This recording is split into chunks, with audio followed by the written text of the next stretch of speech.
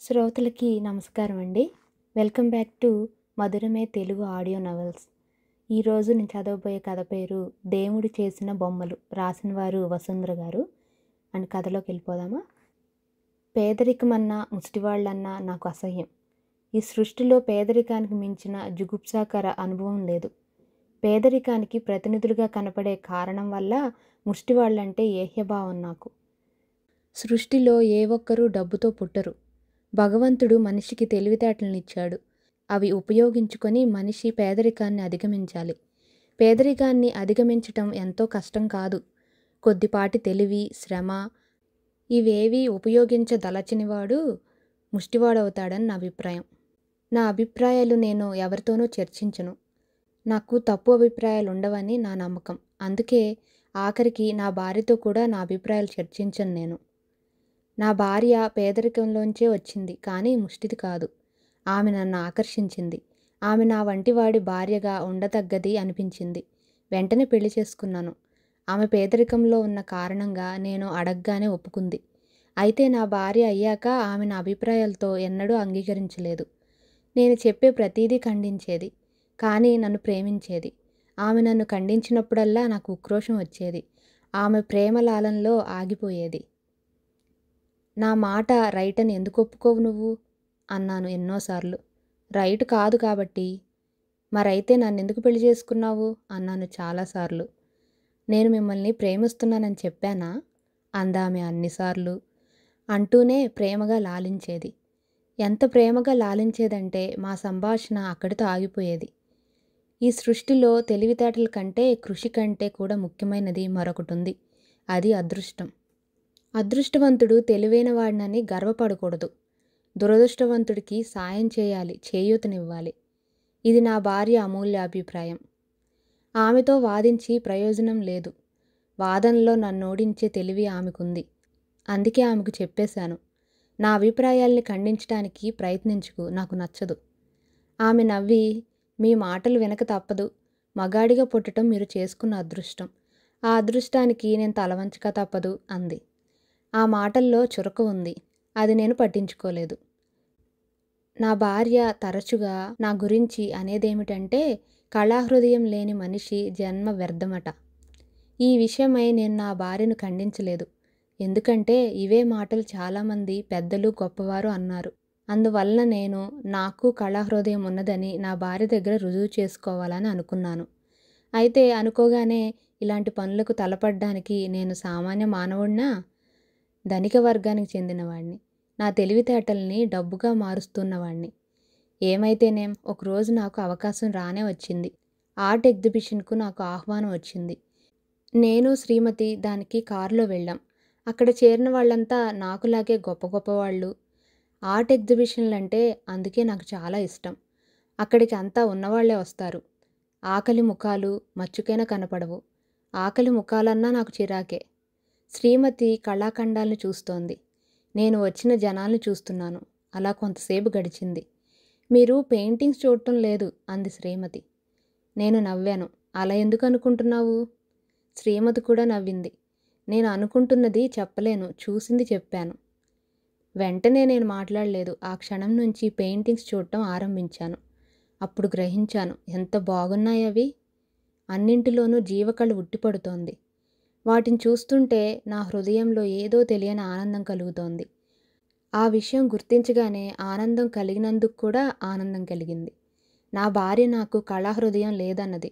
ఇప్పుడు కళను చూసి నా హృదయం స్పందిస్తున్నది. అటువంటప్పుడు నాకు కళాహృదయం లేకుండా ఎలా పోతుంది? ఈ విషయం నా భార్యకు చెప్పాను. చిత్రాల ఖరీదు చాలా ఎక్కువగా ఉంది. వీటిని చూసి ఆనందించడానికి అవసరమైన స్పందన కంటే కొనడానికి ఎక్కువ స్పందన కావాలి అంది శ్రీమతి. అలా చురకలు వేయడం ఆమెకు అలవాటే. ఇలాంటి చురకలు ఆమె నుంచి చాలా పొందాను. అయితే ఇప్పుడు ఆమె నన్ను సవాల్ చేస్తుంది. బొమ్మ చూసి ఆనందించటం కాదు, కొనగలవా అని అడుగుతుంది. ఏ బొమ్మ ఖరీదు 500కు తక్కువలో లేదు. నాది డబ్బును వృధా చేసే మనస్తత్వం కాదు. కానీ కళాపోషణ డబ్బును వృధా చేయడం అవుతుందా? మా తాతగారు పేదరికంలో పుట్టి మధ్యతరగతి దశకు ఎదిగారు. మా నాన్నగారు మధ్యతరగతి దశ నుంచి మరి కాస్త పైకి ఎదిగారు.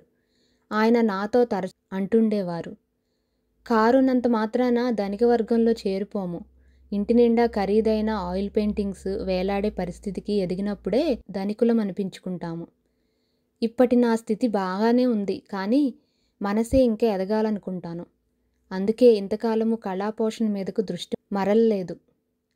ఈరోజు ఏ బొమ్మను చూసినా హృదయం స్పందిస్తోంది. బహుశా నేను మానసికంగా కూడా ఎదుగుతున్నానేమో. ఈరోజు కళాపోషణకు శ్రీకారం చుట్టాలనుకున్నాను. అందుకోసం అపురూపమైన తైలవర్ణ చిత్రం కొనాలనుకున్నాను. ఈ అభిప్రాయంతో ఎగ్జిబిషన్ అంతా కలయి తిరిగాను. నన్నొక బొమ్మ ఆకర్షించింది. జీవకళ నింపుకొని ఉన్నదది. చూడగానే దృష్టి మరల్చుకోలేకపోయాను. ఎముకల కతుక్కుపోయిన చర్మంతో, కళ్ళల్లో దైన్యంతో చేయి చాచి దేహి అంటున్న బిచ్చగాడి బొమ్మది. నాకు పేదరికమన్నా ముష్టివాళ్ళన్నా అసహ్యం కావచ్చు, కానీ ఈ బొమ్మ చాలా గొప్పగా ఉంది. ఎంతో గొప్పగా ఉంది. ఇది కొంటాను అన్నాను శ్రీమతితో. ఆమె ఆశ్చర్యంగా, దీని ఖరీదు 14,500 అంది. స్పందించే కళాహృదయం డబ్బును చూడదు అన్నాను గర్వంగా. శ్రీమతి మాట్లాడలేదు. నేనా బొమ్మను కొన్నాను. అది కారులోకి చేరేలోగా అక్కడ కొందరు నా అభిరుచిని అపరిమితంగా అభినందించారు. తిరుగు ప్రయాణంలో కారు ట్రబుల్ ఇచ్చింది. మధ్యలో కారు దిగాల్సి వచ్చింది. డ్రైవర్ ట్రబులేమిటో చూస్తున్నాడు. ఎప్పుడూ ఇలా ట్రబుల్ ఇవ్వలేదు కారు అన్నాను చిరాగ్గా. ఈరోజు విచిత్రాలు ఇంకా జరుగుతాయేమో అంది శ్రీమతి. నాకిలా చురకలు వేయడంలో ఆమె ఆనందమేమిటో. నేనేమీ అనలేదు, కానీ సంభాషణ మార్చడం కోసం, నీకు దేవుడి మీద నమ్మకముందా అన్నాను. ఇప్పుడు ఆ విషయం ఎందుకు అందామె.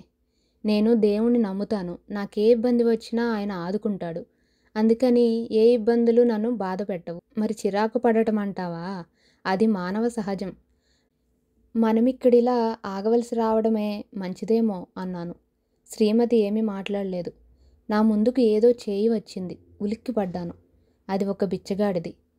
మొలకు చిన్న మాసిన గుడ్డ చుట్టుకొని ఉన్నాడు. మనిషి పూర్తిగా ఎండిపోయి ఉన్నాడు. వాడి కళ్ళల్లో ఆకలి.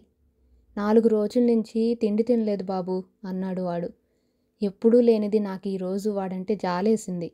చటుక్కున జేబులోంచి ఓ 5 రూపాయల నోటు తీసిచ్చి, పో, వెంటనే ఏదైనా కొనుక్కొని తిను అన్నాను. వాడు నమ్మలేనట్లు నా వంక చూసి ఆ 5 రూపాయల నోటు తీసుకొని వెళ్ళిపోయాడు. శ్రీమతి నా వంక విచిత్రంగా చూసింది. తర్వాత ఏమనుకుందో హడావిడిగా కారులోకి తొంగి చూసి వచ్చి, అమ్మయ్యా అంది.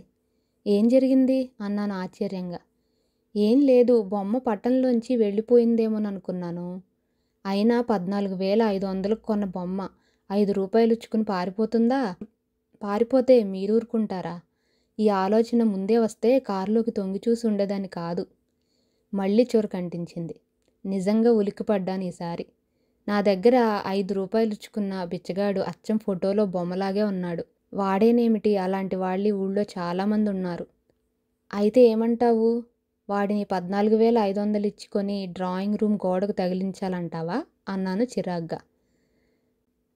అయ్యో, నేను అలా ఎందుకంటాను? మీరు దేవుణ్ణి నమ్ముతారు కదా. మనిషి వేసిన బొమ్మలకు లాగే దేవుడు వేసిన బొమ్మలకు మాత్రం విలువ కట్టలేరా అంది శ్రీమతి. నా కళాహృదయం గురించి, హృదయ స్పందన గురించి పడుతున్న గర్వం అంతా ఒక్కసారి మంచులా కరిగిపోయింది. శ్రీమతి నాలో ఆశించిన హృదయ స్పందన ఏమిటో ఇప్పుడు తెలిసింది. ఆ విధంగా నా హృదయం స్పందిస్తుందా అన్నది వేరే సంగతి. దేవుడు చేసిన బొమ్మలను చూసి స్పందించే హృదయం మనుషులకుంటే మనుషుల్లో ఇన్ని తరగతులు ఉండేవి కాదేమో. ఇక్కడితో ఈ కథ ముగిసిందండి. మీకు గనక నేను చదివే విధానం నచ్చితే please like, share and subscribe to my channel. Thanks అండి. మళ్ళీ కలుద్దాం.